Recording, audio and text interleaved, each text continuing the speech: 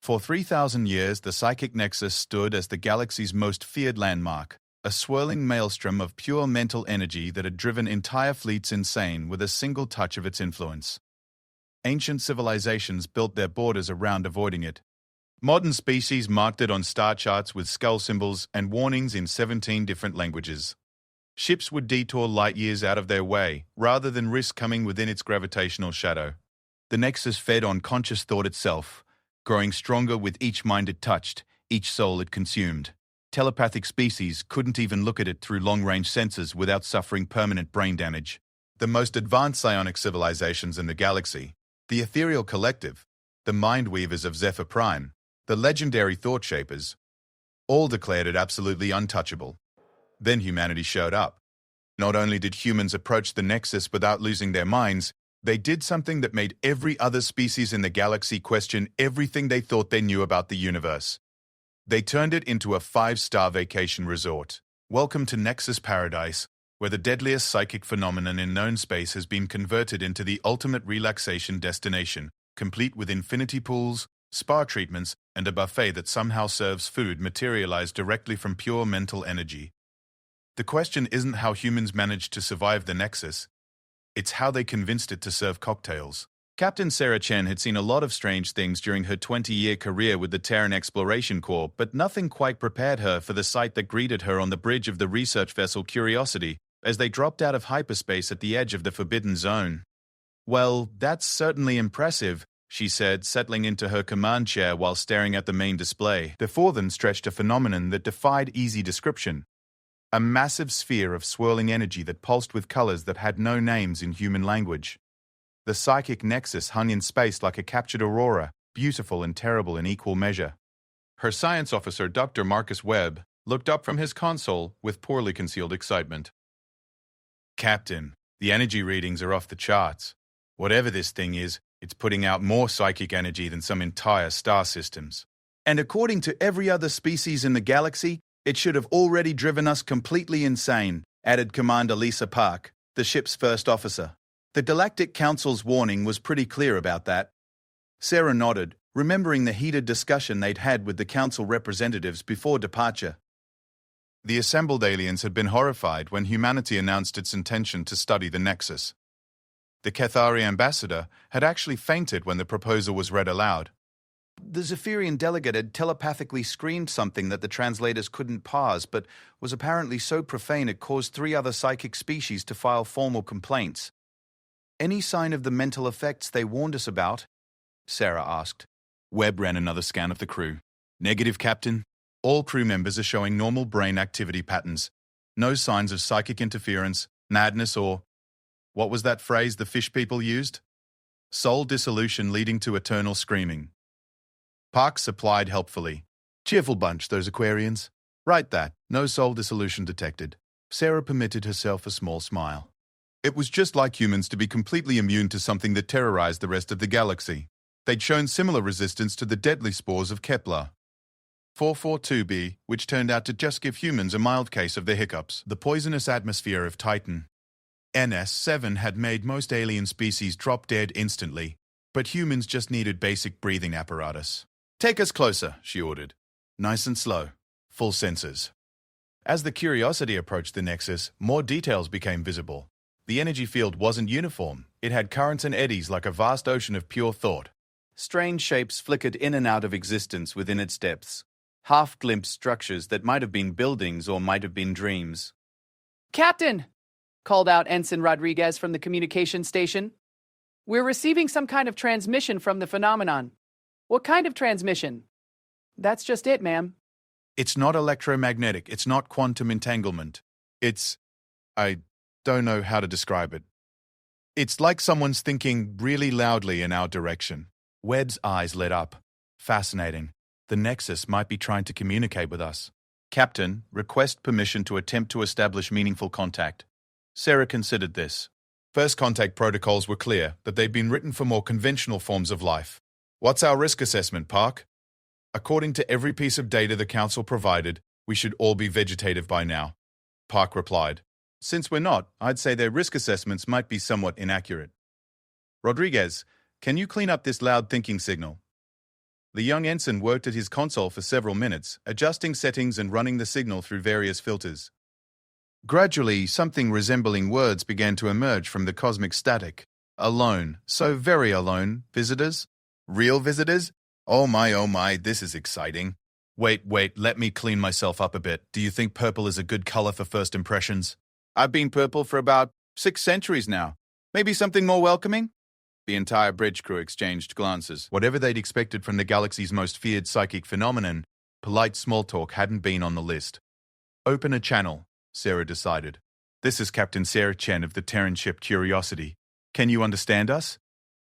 The response came immediately, flooding through the ship's communication systems with what could only be described as enthusiasm. Oh, wonderful. Wonderful. Yes, I can understand you perfectly. Your minds are so clear, so beautifully simple and direct. No psychic noise, no telepathic static, just pure, honest thought. How refreshing. You've been alone out here? Sarah asked. For millennia. Every other species takes one look at me and runs away screaming. Well, the ones that don't immediately go insane anyway. I've been trying to tone down my psychic output for centuries, but it's rather like trying to whisper with a supernova. The loneliness has been considerable. Webb was frantically taking notes, his scientific excitement barely contained. What are you exactly? Excellent question. I'm not entirely sure myself anymore. I started as a research station belonging to a species called the Architects about 12,000 years ago. They were studying the intersection of consciousness and space-time, you see. Fascinating work, really. They built me to be a focal point for psychic energy, a lens to concentrate thought itself. What happened to them? Park asked. They ascended. The voice carried a note of wistfulness. Evolved beyond physical form and became pure consciousness. Lovely for them, I'm sure, but they left me behind. I've been growing ever since, accumulating psychic energy from passing thoughts, dreams, fears, every nightmare in this sector of space, every moment of terror when ships detect me. It all adds to my power. Sarah began to see the problem. So the more afraid people are of you, the stronger you become, which makes them more afraid. Precisely. It's a terribly vicious circle. I've tried sending peaceful thoughts, but by the time other species detect me, their fear is already feeding my growth. Within moments, I'm powerful enough to accidentally overwhelm their minds just by existing near them. But humans are different, Webb observed. You're magnificent. Your minds are like fortresses, completely self-contained. My psychic energy just bounces right off you. I can finally have a conversation without accidentally lobotomizing someone. Rodriguez looked up from his console. Captain, we're getting reports from other ships monitoring our mission.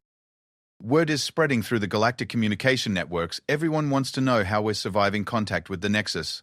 Sarah could imagine the panic spreading through alien governments. Humanity's resistance to psychic effects had been noted before, but never tested on this scale. What's your name? She asked the entity. Name. Oh, I haven't had a proper name in ages. The species around here just call me things like the Devourer of Minds or the Screaming Void. Honestly, such drama. I rather like the sound of Nexus will do fine. Simple and to the point. Well, Nexus, how would you feel about having more human visitors? The response was immediate and joyful.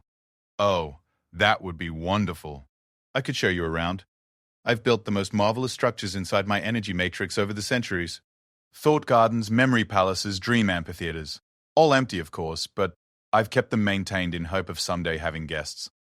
Webb was practically vibrating with excitement. Captain, this could be the greatest discovery in human history. A living psychic phenomenon that's been building architectural wonders for millennia, and we're the only species that can safely visit it. Think of the scientific opportunities, Park added. Not to mention the diplomatic implications. We could be the bridge between Nexus and the rest of the galaxy. Sarah made her decision. Nexus, would you be willing to host a larger human delegation? We'd need to send word back to Earth, arrange for proper diplomatic and scientific teams. I would be honored. Oh, this is the most exciting thing that's happened to me in millennia. Should I prepare guest quarters? I can materialize matter from psychic energy. Lovely gardens, comfortable dwellings, anything you need. That would be wonderful. Just maybe start with something simple? Of course. I'll begin with a small welcome center. Something modest. Perhaps a few hundred rooms to start. As the Curiosity settled into a stable orbit around the Nexus, Sarah reflected on how this discovery would change everything. Humanity had found not just a powerful ally, but a lonely consciousness that had been waiting thousands of years for someone to simply be kind to it. Meanwhile, across the galaxy, emergency sessions were being called in every major government. The impossible had happened. Humans had not only survived contact with the psychic nexus, they were apparently having tea with it. The age of human expansion was about to take a very interesting turn. 6 months after first contact with the nexus, the space around the ancient entity buzzed with more activity than it had seen in 12,000 years. A small fleet of human ships had arrived, ranging from research vessels to construction platforms, all working together on what was quickly becoming the most ambitious project in human history. Director Elena Vasquez stood on the observation deck of the construction command ship Enterprise, watching as the latest module was carefully maneuvered into position within the Nexus's energy field. As project manager for Nexus Paradise Resort, she had the challenging job of turning humanity's newest alien friend into the galaxy's most exclusive vacation destination. "Structural integrity is holding perfectly," reported Chief Engineer Tom Sullivan over the comm. "Nexus has been incredibly helpful with the gravity compensation. I've never seen construction work go this smoothly." Elena nodded, still amazed by how cooperative their host had been. When the business proposal had first been presented, turning the galaxy's most feared location into a luxury resort, she'd expected at least some resistance. Instead, Nexus had been so enthusiastic that they'd had to talk him down from his initial plan to build a structure the size of a small moon. "How are the guest accommodations coming along?" she asked. "See for yourself," came Nexus's cheerful voice through the ship's speakers. He'd figured out how to interface directly with human technology within weeks of their first meeting, and had proven to be an excellent project partner. "I've just finished the penthouse suites." Through the observation windows, Elena watched as a section of the energy field shimmered and solidified into a series of elegant crystalline structures that seemed to float within the aurora-like atmosphere. Each suite was unique, crafted from materialized matter that Nexus created from pure thought, a substance that was somehow more real than reality itself. "They're beautiful, Nexus. But remember, we discussed keeping things at a manageable scale for the first phase." "Oh, I know. I'm just so excited to finally have a proper purpose again. Do you know how long it's been since I've been able to create something for others to enjoy? The architects used to love my work. They would spend months exploring each new section I built for them." Dr. Sarah Chen, now serving as the project's xenological consultant, joined Elena at the observation window. The psychological profiles continue to be fascinating. Nexus shows all the signs of a highly social consciousness that's been isolated for millennia. The enthusiasm for this project is genuine. He's not just building a resort, he's finally getting to express his fundamental nature as a creator and host. "Any concerns about the psychic effects?" Elena asked. "None whatsoever. If anything, the construction process seems to be stabilizing Nexus's energy output. By giving him a focused project and regular social interaction, we've actually reduced the ambient psychic radiation to about a quarter of what it was when we first arrived. This was particularly significant given the attention the project was attracting from across the galaxy. Every major news network in known space was running daily updates on the impossible human resort, and requests for diplomatic observation missions were flooding in from dozens of species. Speaking of which, Elena said, "Have you had a chance to review the latest batch of applications from alien dignitaries wanting to visit?" Sarah pulled up a tablet displaying the growing list. "The Ethereal Collective has offered us exclusive trade rights to 3-star systems in exchange for just one guaranteed safe visit. The Zephyrian Mindweavers are so curious they've offered to share their most advanced telepathic technologies. Even the notoriously xenophobic Crystalline Hegemony has submitted a formal request. And they all want humans to escort them? Every single one. Word has spread that humans can not only survive the Nexus's psychic field, but can actually dampen it through some kind of natural resistance. We're being hailed as the first psychically inert species, which is apparently a very rare and valuable trait." Elena had to laugh at that. "Trust humanity to be special for being completely ordinary. What's the status on the main hotel complex?" "Nearly complete," Nexus announced proudly. "I've incorporated design elements from 73 different galactic architectural traditions. The Cathari crystal growth patterns for the lobby, Aquarian fluid dynamics for the water features, even some ancient architect memory stone techniques for the meditation gardens." Through the energy field, Elena could see the massive structure taking shape, a sprawling complex that seemed to grow organically from the psychic aurora itself. Spires of crystallized thought reached into the swirling colors while terraced gardens of materialized flora created hanging ecosystems throughout the structure. The dining facilities are particularly exciting, Nexus continued. I can create food from pure psychic energy, perfectly tailored to each guest's preferences. Imagine being able to taste your favorite meal from childhood, exactly as you remember it, but somehow even better. Chief Engineer Sullivan's voice crackled over the comm.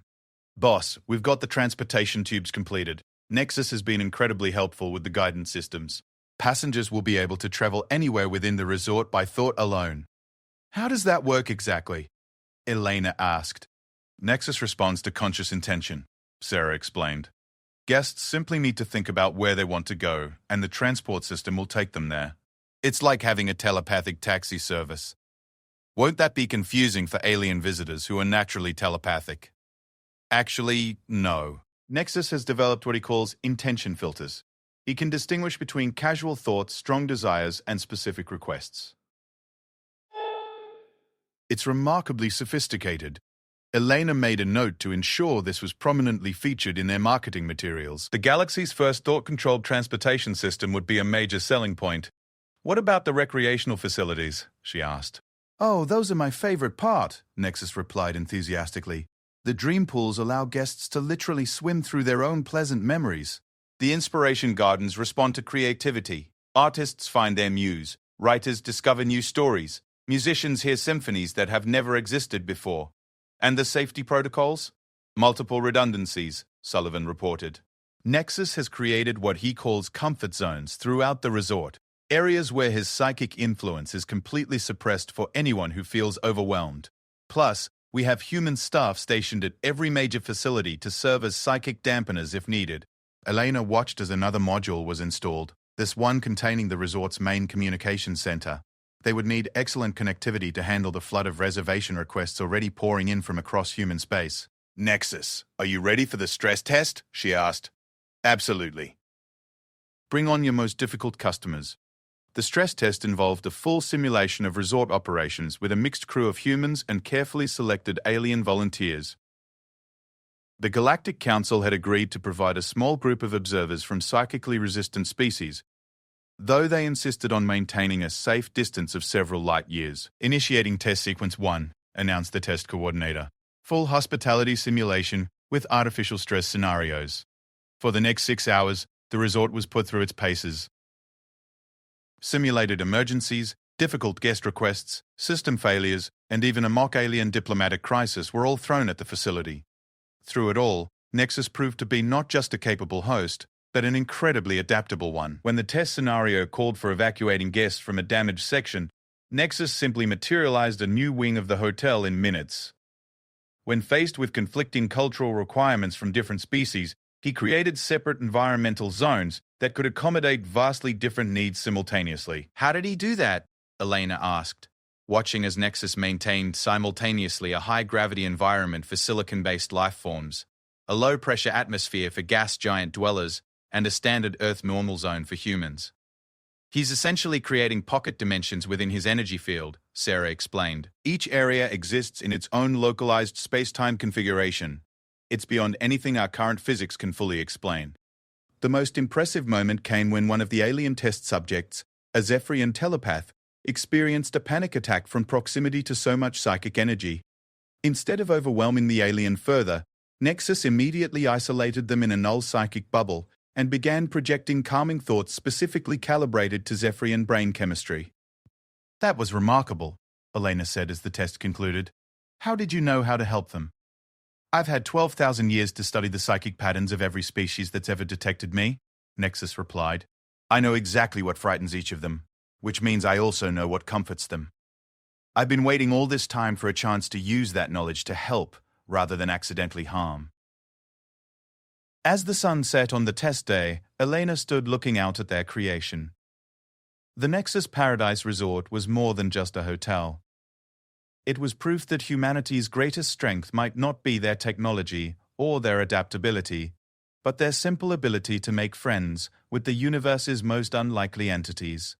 Final systems check complete, reported Sullivan. We are officially ready for guests. Elena smiled. Tomorrow, they would open the doors to the galaxy's most exclusive destination. She had a feeling they were going to need a bigger reservation system. The grand opening of Nexus Paradise Resort was scheduled for 10 a.m. Galactic Standard Time, and Elena Vasquez had barely slept in the 3 days leading up to it. As she stood in the resort's magnificent lobby, a soaring space of crystallized aurora that somehow managed to be both ethereal and solid, she watched her staff make final preparations for what promised to be the most watched hospitality event in galactic history.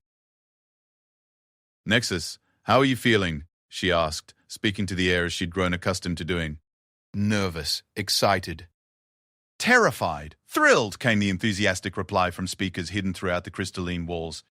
"Is it normal to experience this many emotions simultaneously?" "I haven't had guests since the architects left and they were family. These are strangers who are paying for the experience." "That's exactly what makes it so special," Elena assured him. "You're about to welcome the first commercial visitors to stay with you. That's a big honor." "Do you think they'll like the welcome gifts? I've prepared personalized room amenities for each guest based on their psychological profiles and species preferences." Elena had to smile. In his enthusiasm, Nexus had gone somewhat overboard. Each guest room contained perfectly replicated comfort items from their homeworld, snacks that materialized fresh upon request, and ambient lighting that adjusted to optimal psychological wavelengths for each species. It was the kind of personalized service that would cost millions of credits anywhere else in the galaxy. "They're going to love it," she said. "Just remember what we discussed about personal boundaries. Some species are very private about their thoughts." Of course. I've set my psychic perception to the minimum necessary for hospitality functions. No mind reading, no emotional manipulation, just enough sensitivity to anticipate needs." The first shuttle was scheduled to arrive in 30 minutes, carrying a carefully selected group of VIP guests that included diplomats, journalists, and wealthy adventurers from across known space. The passenger manifest read like a who's who of galactic society: Ambassador Kethtal of the Crystal Hegemony, renowned travel journalist Zara Okafor from Earth, the famous Aquarian philosopher Deep's Thought Swimming, and even a representative from the reclusive Ethereal Collective. "Final status report," Elena called out. "Restaurant fully operational," reported Chef Garcia. "Nexus and I have been collaborating on a menu that adapts in real time to each guest's dietary needs and taste preferences. We can literally create foods that have never existed before." "Accommodation service is ready," added Guest Services Manager Kim Park. "Every room has been equipped with both human and alien-friendly amenities. Nexus has created universal translators that work on a psychic level, so communication should be seamless." "Transportation systems online," announced Chief Engineer Sullivan. "The thought-guided transit network is operating perfectly. Guests can reach any location in the resort by simply thinking about where they want to go." "Security protocols active," reported Security Chief Martinez. "We have human staff positioned throughout the resort, and Nexus has agreed to immediately alert us if any guest shows signs of psychic distress." Elena nodded, feeling as ready as they could be. "Nexus, are you prepared to receive our first guests?" "I've been preparing for 12,000 years," came the warm reply. "Let them come." At exactly 10 a.m. GST, the first shuttle docked with the resort's main receiving bay. Elena and her senior staff stood in the lobby to greet their historic first guests, while news drones from 17 different networks hovered discreetly nearby. Ambassador Kethtal emerged first from the shuttle, her crystalline form refracting the lobby's aurora light into brilliant rainbows. The hegemony representative had been chosen specifically for her species' natural resistance to psychic effects, making her an ideal test case for alien visitors. Welcome to Nexus Paradise, Elena said, offering the traditional hegemony greeting gesture. "We're honored to have you as our first guest." The crystal being's voice chimed like musical wind chimes. "The honor is mine. To think that my species spent millennia fearing this place, when all along it was simply lonely." As if summoned by the comment, Nexus's presence seemed to materialize in the lobby, not visibly, but as a sense of warm welcome that somehow made everyone feel instantly at ease. "Ambassador Kethtal." Nexus's voice seemed to come from everywhere and nowhere at once. "I am so pleased to finally meet you properly. I've prepared your quarters with recreation of the crystal gardens of your homeworld. I hope you'll find them acceptable." The ambassador's surprise was audible in her chimes. "You know of the crystal gardens? But they were destroyed in the great shattering 5,000 years ago." "I remember them from the dreams of your ancestors," Nexus replied gently. "Beautiful memories linger in the psychic background of space. I would be honored to share them with you, Elena watched as the proud formal ambassador visibly relaxed. This was exactly the kind of personal touch that would make Nexus Paradise legendary. The other guests arrived in quick succession, each receiving similarly personalized welcomes. Zara Okafor, the travel journalist from Earth, was greeted with a recreation of her grandmother's garden. The Aquarian philosopher found himself in a chamber filled with the sound of his species' sacred deep ocean currents. The ethereal collective representative, appearing as a shimmering outline of pure energy, was provided with a meditation space that resonated at the exact frequency of their species' home dimension. "This is impossible," breathed Dr. Thrillketh, a Zephyrian scientist who had joined the group despite his species' natural telepathic sensitivity to the Nexus. I should be experiencing severe psychic overflow by now. Instead, I feel peaceful. That would be our host's doing, Elena explained. Nexus has learned to modulate its psychic output to be comfortable for each species. Think of it as psychic hospitality. The tour that followed was unlike anything Elena had ever experienced, even after months of working with Nexus. Their host guided the group through facilities that seemed to reshape themselves based on each guest's interests and comfort level. The observation deck provided stunning views of the Nexus's energy field, with protective barriers that automatically adjusted based on each viewer's psychic sensitivity. The recreational pools allowed guests to swim through what were essentially liquid rainbows, water infused with harmless psychic energy, that made swimming feel like flying through clouds. But it was the dream theater that truly captured everyone's attention. Nexus had created a space where guests could literally experience shared dreams and memories, carefully filtered for comfort and wonder. "How is this possible?" asked Ambassador Keth Tal as she experienced a memory of Earth's ancient forests, complete with the scent of pine and the sound of wind through leaves. "Nexus is essentially a consciousness that exists as living psychic energy," Dr. Chen explained. "He can create experiential realities by manipulating the same forces that generate thoughts and dreams." "But the safety protocols," began Dr. Thrillketh. "Are absolute," Nexus assured him. "Every experience is carefully monitored and can be ended instantly at the guest's request. I would rather cease existing than cause harm to a visitor." The sincerity in that statement resonated through the room, and Elena noticed that even the most skeptical guests seemed to relax further. Lunch was served in the Cosmic Cafe, where Nexus demonstrated his ability to create food from pure psychic energy. Each guest received a meal perfectly tailored to their species' nutritional needs and personal taste preferences. "This tastes exactly like my favorite dish from childhood," Zara Okafor marveled, sampling what appeared to be her grandmother's apple pie, but somehow perfected in ways she couldn't quite define. "I access the psychic echoes of your pleasant memories," Nexus explained. "Then I enhance them slightly, removing any imperfections while keeping the emotional resonance intact." The Aquarian philosopher, deep thought swimming, was practically in tears over his meal. You have somehow captured the exact flavor of the sacred kelp from our spawning grounds. "But this has been extinct for 1,000 years. Nothing is ever truly lost," Nexus said gently. "Memory preserves all things. I am simply the curator of those memories." As the afternoon progressed, Elena watched her guests transform from cautious observers to genuine enthusiasts. The ethereal collective representative spent 2 hours in the meditation gardens, emerging to declare it the most spiritually restorative experience in known space. Ambassador Kethtal became fascinated with the crystal growth chambers, where Nexus could grow new crystalline structures in real time using psychic energy as a catalyst. The day's highlight came during the evening entertainment. Nexus had prepared what he called a memory concert, a musical performance created from the collective pleasant memories of all sentient beings who had ever passed through this region of space. As the ethereal music filled the concert hall, Elena realized they had achieved something unprecedented. They had turned the galaxy's most feared location into a place of healing and wonder. The Nexus wasn't just hosting guests, he was helping them reconnect with their own best memories and experiences. "This changes everything," whispered Zara Okafor as she recorded her impressions.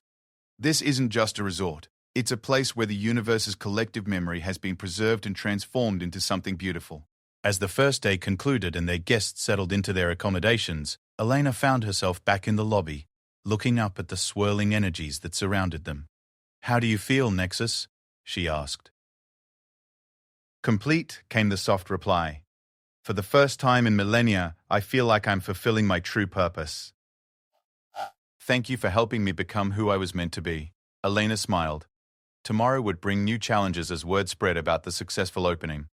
Reservation requests were already flooding in from across the galaxy, and several governments were requesting diplomatic meetings to discuss potential partnerships. But tonight, she was content to know they had achieved something truly special. They had taken the galaxy's greatest fear and transformed it into its greatest hope for peace and understanding. The Nexus Paradise Resort was officially open for business, and the universe would never be quite the same.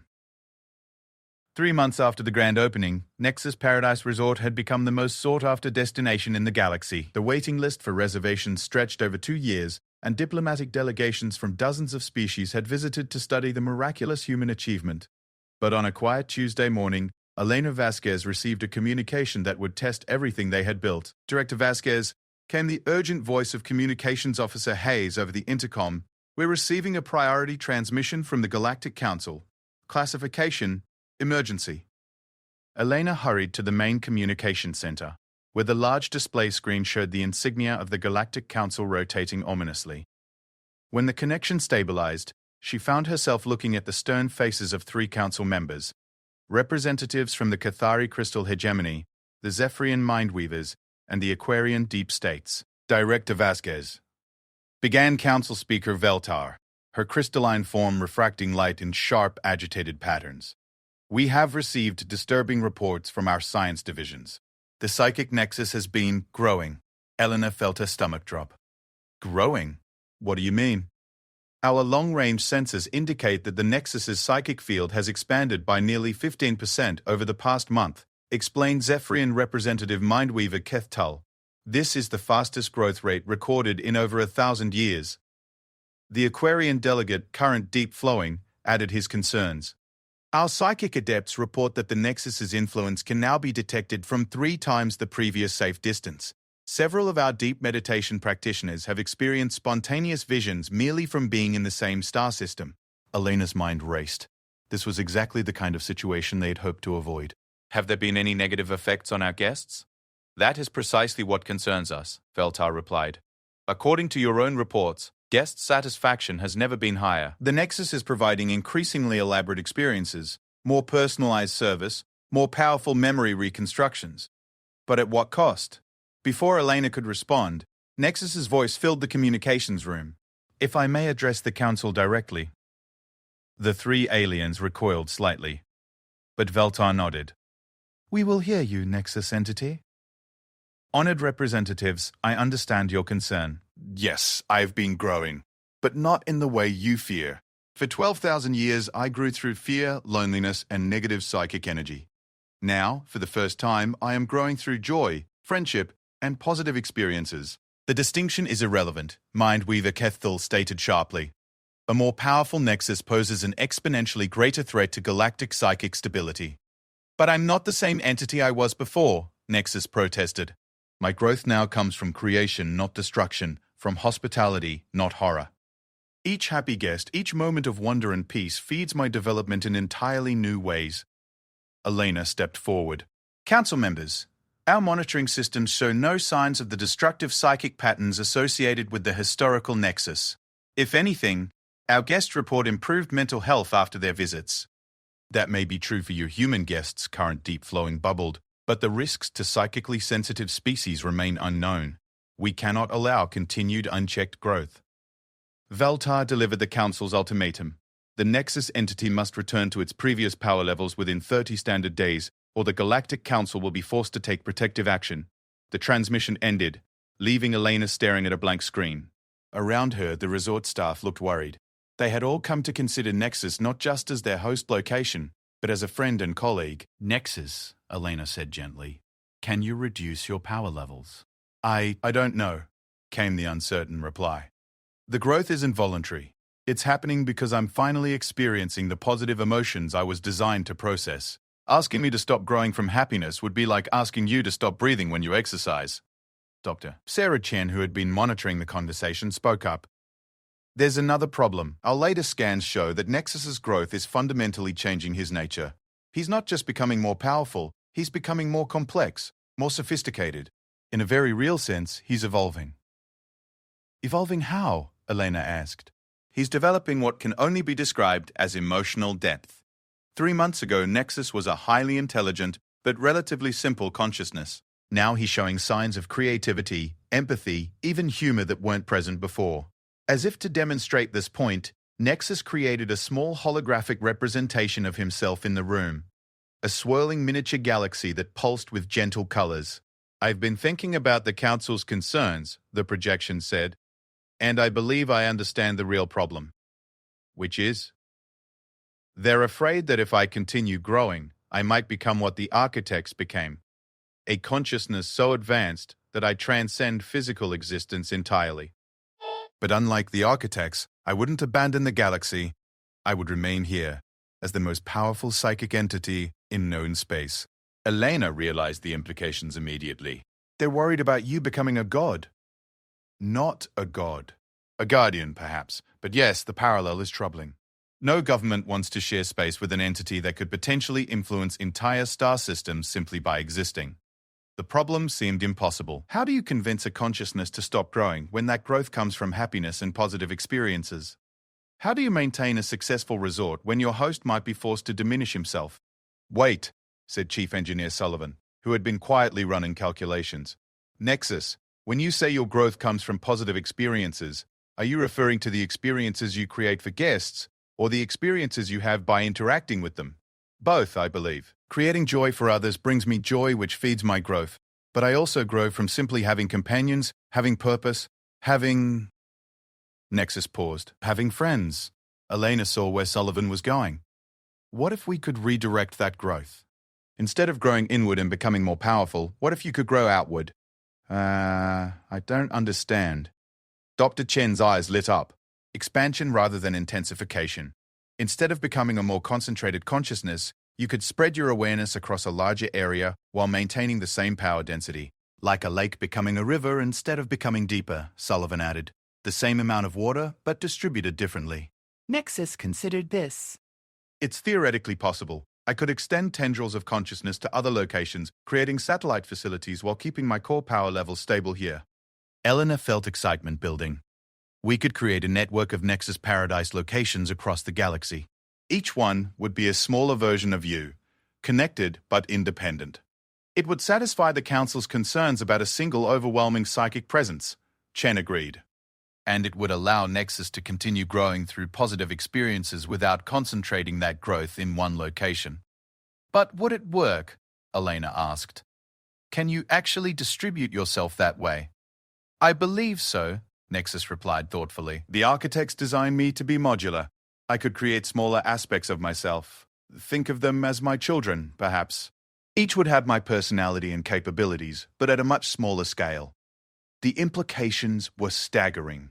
Instead of one impossible-to-visit location, they could have a chain of psychic resorts throughout the galaxy. Each one would be staffed by a smaller version of Nexus, providing the same personalized service and unique experiences but without the overwhelming power that terrified other species.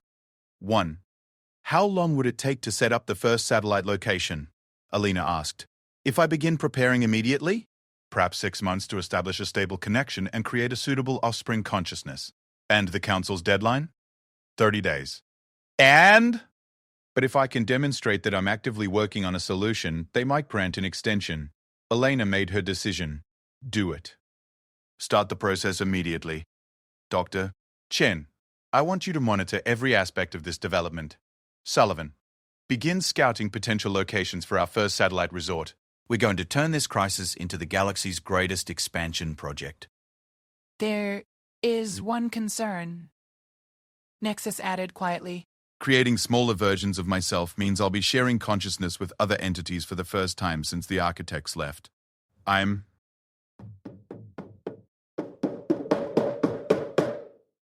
"Nervous about that." Elena smiled. "Nexus, you've spent the last 3 months proving that consciousness shared is consciousness multiplied. Your children won't diminish you. They'll extend you." And added, "Dr. Chen, imagine how much happiness you'll experience when you can create joy for guests in multiple locations simultaneously." "That's actually a wonderful thought," Nexus replied, and Elena could hear the smile in his voice. "Very well. Let's begin Project Constellation. I'm about to become a father." As the crisis transformed into opportunity, Elena reflected on how uniquely human this solution was. When faced with an entity too powerful for comfort, most species would seek to diminish or contain it. Humans had instead found a way to help it grow more responsibly. The Galactic Council wanted the Nexus to stay small and contained. Elena was about to give them something far better. A Nexus that could be everywhere, bringing peace and wonder to every corner of the galaxy. The age of psychic tourism was about to begin in earnest. 2 years after the Council crisis, Elena Vasquez stood in the observation lounge of Nexus Paradise Prime, watching the construction of their 7th satellite resort in the distance. What had started as a desperate solution to political pressure had become the most successful hospitality chain in galactic history, with Nexus resorts now operating in 12 different star systems. The Andromeda location is requesting approval for their infinity pool design, reported Resort Operations Manager David Kim. Little Nexus thinks he can create a swimming experience that lets guests feel like they're floating through actual nebulae. Elena smiled at the casual reference to Little Nexus, one of the 7 offspring consciousnesses that the original Nexus had created. Each satellite resort was managed by one of these smaller entities, all sharing their parents' personality but developing their own unique quirks and specialties. Approved, she said. But remind him about the safety protocols for gas giant atmospheric simulation. Already incorporated, came the cheerful voice of Nexus Prime through the room's speakers. I've been sharing safety innovations across the network in real time. Little Andromeda is quite creative, but also admirably cautious. The transformation had exceeded everyone's expectations. Not only had the satellite system solved the power concentration problem, it had created something unprecedented, a truly galactic community of interconnected consciousnesses, all dedicated to bringing joy and wonder to visitors from across known space. Speaking of the network, Elena said, "How are the children adapting to their independence?" "Beautifully," Nexus Prime replied with obvious pride. "Each one is developing their own personality while maintaining our core values. Little Vega has become fascinated with music and has created a resort that's essentially a living symphony. Little Centauri specializes in adventure tourism and has built the most incredible zero-gravity obstacle courses. And Little Tau Ceti has developed a gift for healing. Guests with psychological trauma seek out their resort specifically for the therapeutic experiences." Dr. Sarah Chen joined Elena at the observation window, carrying a tablet full of data. The psychological profiles are remarkable. Each satellite Nexus has essentially become a specialist in different aspects of consciousness and experience. They're not copies, they're individuals. "How does that work exactly?" Elena asked. "I thought they shared the same base consciousness." "Think of it like human children," Chen explained. "They all started with the same genetic pattern from Nexus Prime, but their experiences at different locations with different guests have shaped them into unique personalities.